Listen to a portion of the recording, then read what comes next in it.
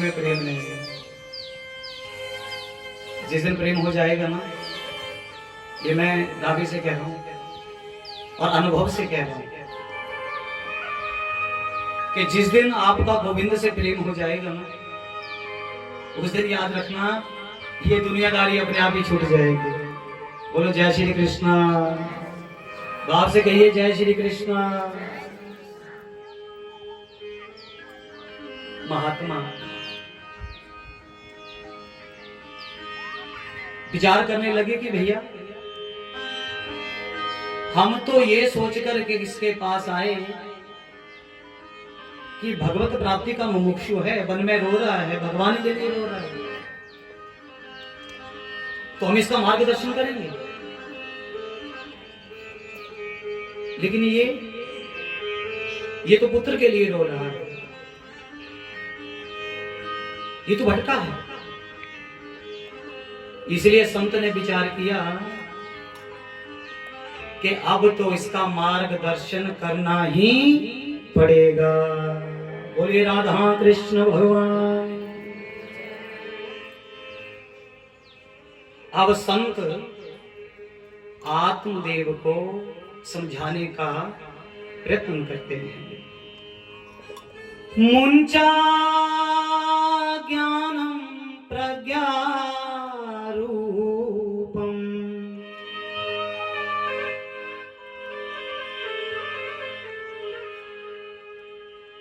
यतिरुवाच। वो यति ब्राह्मण को समझा रहे हैं। बलिष्ठा कर्मणो गति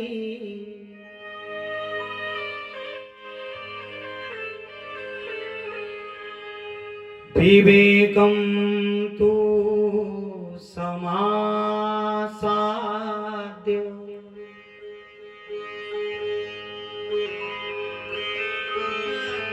तज्ज संसार वासना।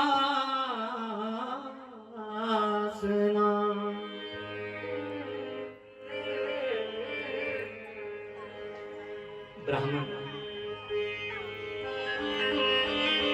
अरे क्या बेटा बेटी के चक्कर में रोता है। बोलो जय श्री कृष्ण। संत कहते हैं हे ब्राह्मण, क्या बेटा और बेटी के चक्कर में रोता है? अरे ब्राह्मण, ये महा अज्ञान है, ये बड़ा ज्ञान है। ब्राह्मण बलिष्ठा कर्मणो गति है। ब्राह्मण, ये जो कर्म की गति होती है ना, ये ब्राह्मण बड़ी बलवान होती है। इसीलिए विवेकम तु समासाद्य। ब्राह्मण विवेक का साथ ले और अपने हृदय से ये बेटा बेटी की वासना का त्याग कर दे। बोलिए राधा कृष्ण भगवान की। कौन किसका है इस संसार में? काते कांता कुस्ते पुत्रा। ब्राह्मण कांता, कांता कहते हैं पत्नी कि कौन किसकी पत्नी है, कौन किसका पुत्र है। इस संसार में कोई किसी का नहीं है। ब्राह्मण, तू ब्राह्मण है, इतिहास तो पढ़ा है। देखो संत जो जगत कल्याण के लिए प्रकट होते हैं, संसार को सही मार्ग दिखाते हैं। इतिहास पढ़ा होगा ब्राह्मण। राजा सगर, तू एक पुत्र के लिए रो रहा है। राजा सगर के 60,000 पुत्र थे। कितने पुत्र? क्या सुख दिया सगर को? उल्टा पुत्रों ने कुल को कलंक लगाए। कपिल मुनि जी का निरादर किए और कपिल जी के क्रोध अग्नि से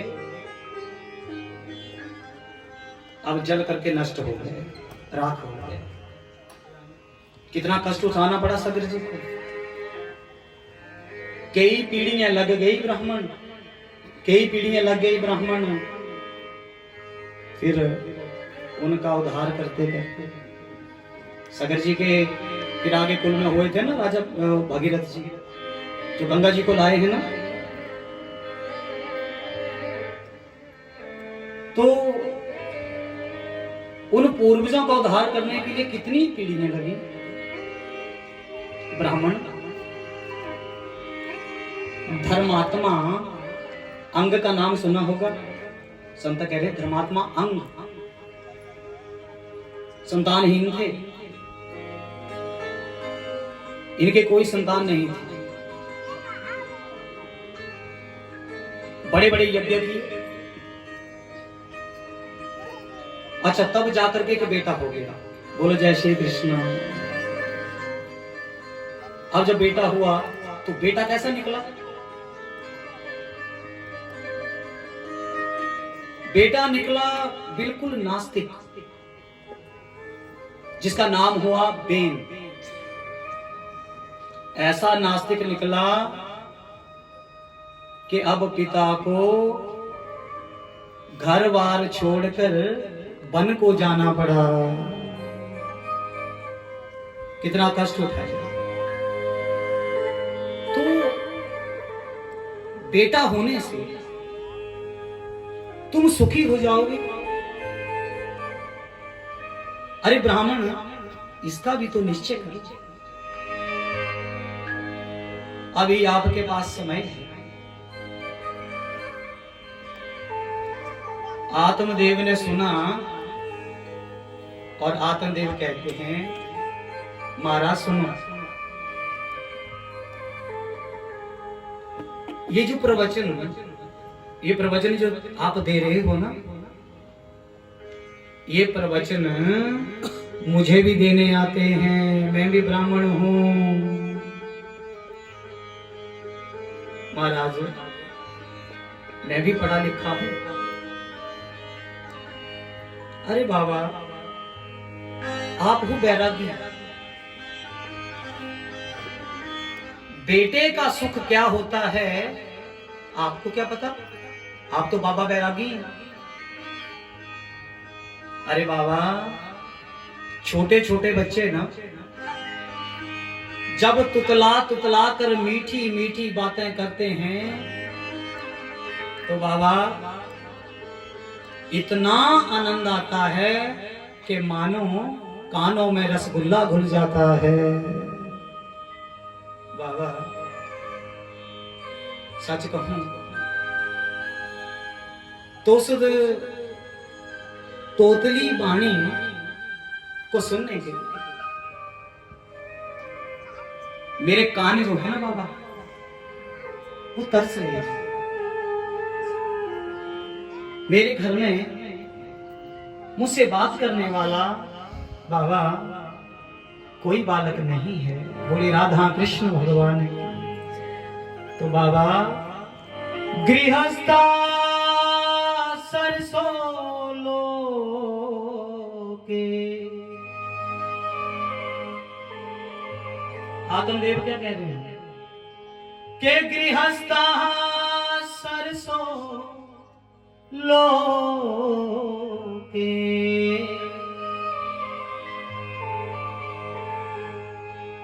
पुत्र पौत्र समन्विता।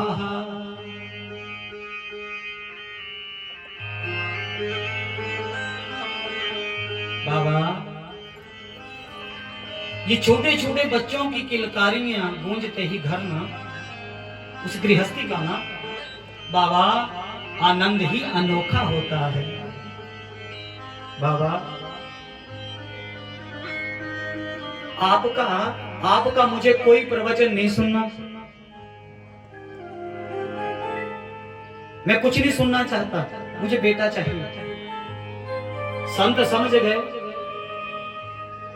कि अभी इसके ऊपर अब बेटे का भूत सवार है। बोलिए राधा कृष्ण भगवान। अभी कुछ नहीं सुनेगा, अभी कुछ भी सुनने वाला नहीं। संत बोले ब्राह्मण सुनो, मैंने तेरा ललाट देखी, मैंने तेरा ललाट ये पढ़ लिया, तेरे माथे पे, कि तेरे माथे पे स्पष्ट लिखा है, सुनो विप्र में आते द्या,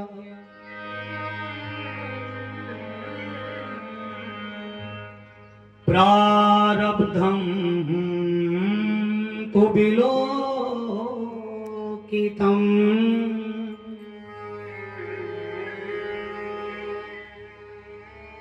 अरे विप्र ब्राह्मण सुनो, प्रारब्धम तो विलोकितम, सप्ते जन्म विधि तब,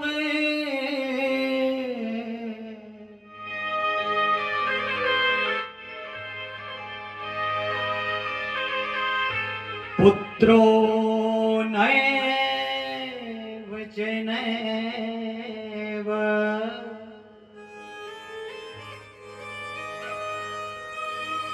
ब्राह्मण सुनो ध्यान से, तू इस जन्म की बात कर रहा है, आगे 7 जन्म तक तुझे पुत्र का सुख नहीं है। बोले राधा कृष्ण भगवान। इस जन्म की बात कर रहे हैं, आगे 7 जन्म तक तुझे पुत्र का सुख नहीं। ब्राह्मण विचार करना, संत ने जब ये बताया तो आत्मदेव अब कहते हैं महाराज, मैं तो इसी जन्म में दुख पा रहा था,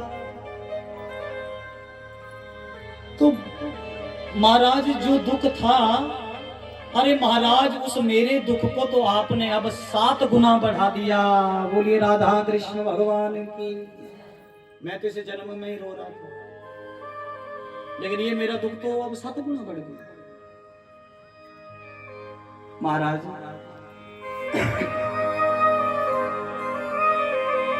आप मुझे बेटा दो, ये मैं जानता हूं कि महात्माओं में बड़ी शक्ति होती है, संतों में। तो बाबा अगर मेरे लेख में पुत्र नहीं है तो बाबा आप मेरे लेख के ऊपर मेख मार दो, मेरे लेख को ही बदल दो। और अगर ऐसा आपने नहीं किया ना,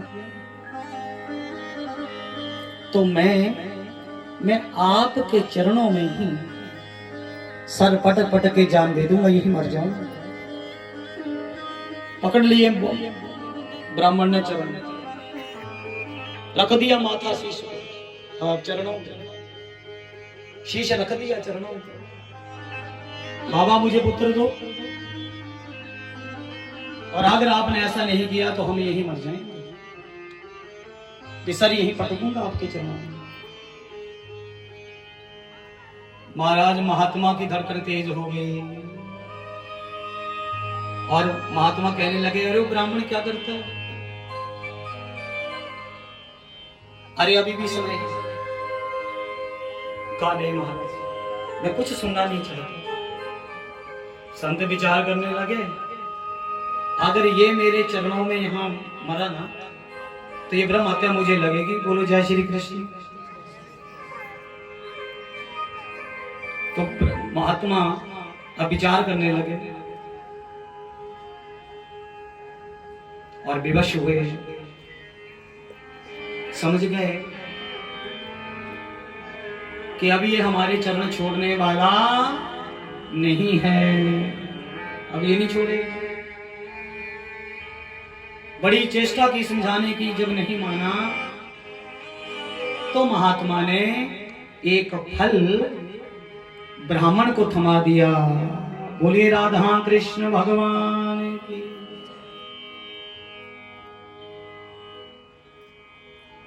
सत्याग्रहम,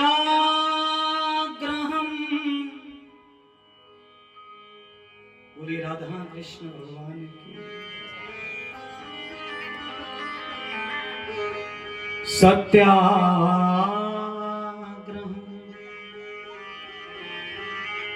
समालोक्य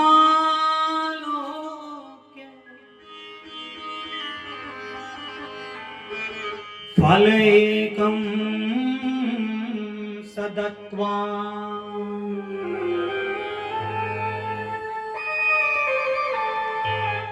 तो ब्राह्मण सुनो, लो ये फल लो। इदं भक्षया पत्न्या